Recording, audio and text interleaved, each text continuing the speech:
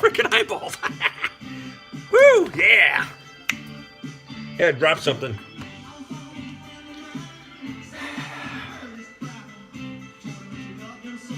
I'm Alec Baldwin. Hey, mail call. Ron Fitzpatrick, G503. Yeah. Like, yo, Ron. Dude, I need some parts, man. And I got to get them ordered. How fast can you get them here? Less than 24 hours. That's how fast. Waiting at my doorstep at 10:30 this morning. D18. Transfer case. I need new yokes. Right? This is the one that goes towards the front. This is the companion that goes on the rear. And the ones I have are in pretty bad shape. So, yeah, I opened up the box from Ron, and I was pretty happy and stoked about that. You talk about customer service. Guys, you need something quick, order it. Select the proper options, and he'll have that stuff to you lickety-split, all the way from the West Coast. I complained the last time I did mail call. I got everlasting gobstoppers. And I said, dude, did you forget about the gummies? Well, he didn't forget this time. He didn't forget once. He didn't forget twice. He didn't forget 8 times. Yeah, so I'm gonna have a feast. I'm gonna have a feast. I'm gonna eat some gummies. I'm gonna have some Mike's Hard Lemonade. And we're gonna talk about the old yoke and seals. Hang on a minute.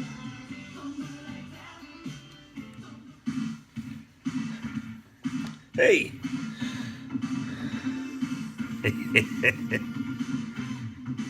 You no touchy my strawberry. That's right, it's Friday night. It's about that time to do some talking. I know you guys like how I jabber, so that's alright, I'm rocking out some Phil Collins.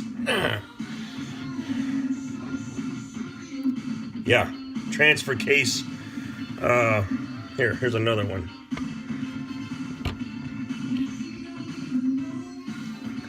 The pinion stuff, yokes that come out of the fore and aft side of the transfer case, the Dana 18. Most of yours probably look like this. Pretty crusty and rusty. Yeah, that can be cleaned up and painted and look nice, but there's a problem. That problem is this mating surface right here. Okay? I took a micrometer to this, or digital calipers, whatever you want to call them. Alright, measured it.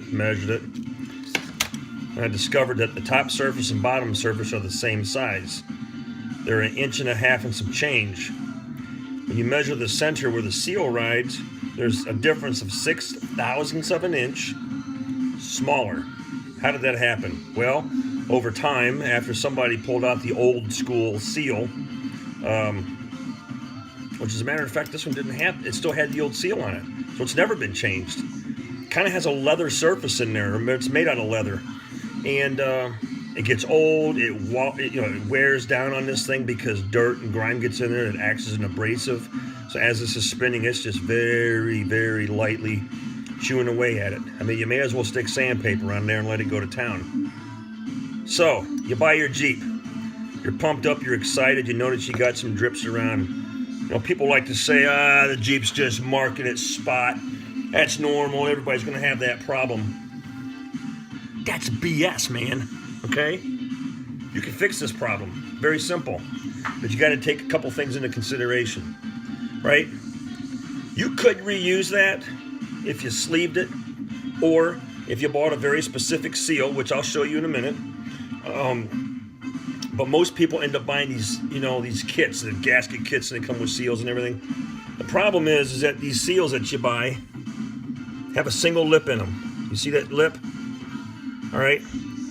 Well, when you install this and pop this back in there, that lip is riding in the low spot, okay? Because you have to torque this thing down to a certain spec. But when you get that in there, you got, like I said, I got 0.006 of an inch. So I don't know how you want to figure that out, but let's put it this way. You can stick a freaking hair in there all the way around. It will not hold fluid back. I don't care what you do. So Bought another kit. Same damn problem. Don't take a rocket scientist to figure this one out. I can't use either one of these. So, my friend Ron Fitzpatrick from G503 says, hey, when you bought those, did they say they were double lip seals? I said, yeah. He says, well, guess what? They're not. So I get a set of double lipped seals from Ron Fitzpatrick at G503. Now check this out. Outer lip, and then there's an inner lip right here. Now here's the deal. When you hold the regular seal and you compare it to the one next to it, I don't know if I'm able to do this very well, but the regular seal lip actually is located in the center between these two. So that tells me that when I put this seal in and it's installed properly, both of these seals is now riding on the the inner and the outer portion of the shaft, which means I'm sealing on two good surfaces and basically ignoring where the groove is. If you're lucky, it'll work. I recommend you spend the 45, 50 bucks and just replace this all together, okay?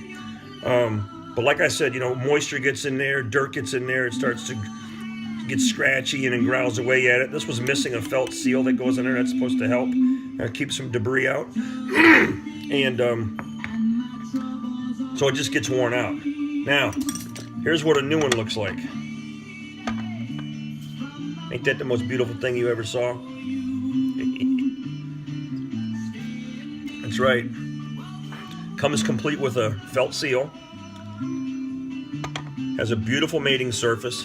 And I'm going to put a double lip seal on that. That dude is never going to leak on my watch. You guys know how I feel about leaks. So, this is important. The only place that you can get this double lip seal is from G503 at Ron Fitzpatrick Jeep Parts. You better get them while they're hot, because I don't know how many of these things he's got in stock, but you're going to want to get these for your project. If not, just get them and throw them on the shelf, but make sure you get them from him. They're the only ones that sell it. So I'm pretty stoked about that. Now, when I do the reassembly of the transfer case, I'm hoping it's going to be tomorrow, because tomorrow is going to be a freaking Jeep day.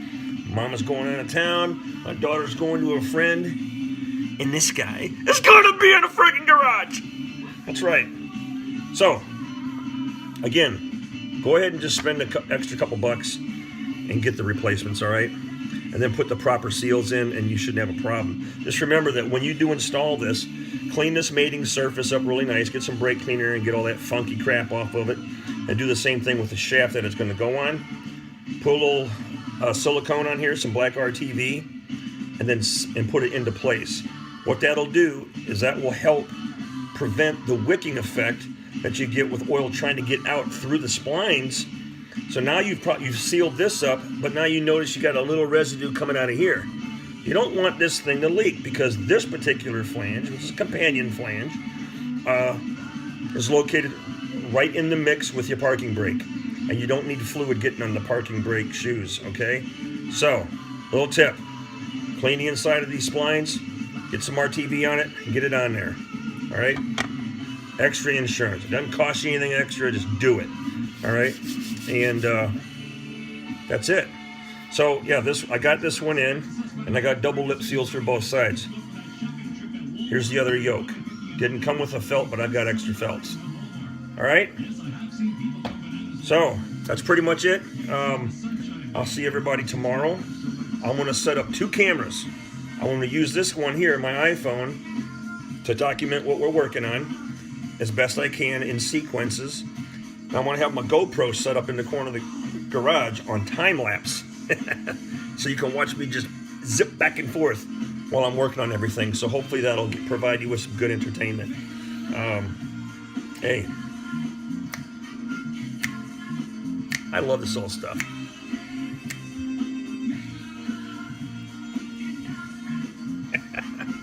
No, I ain't batting for the other side, man. Don't worry about that. That was for Kim MC. All right, folks, that's it. Good mail call stuff right here.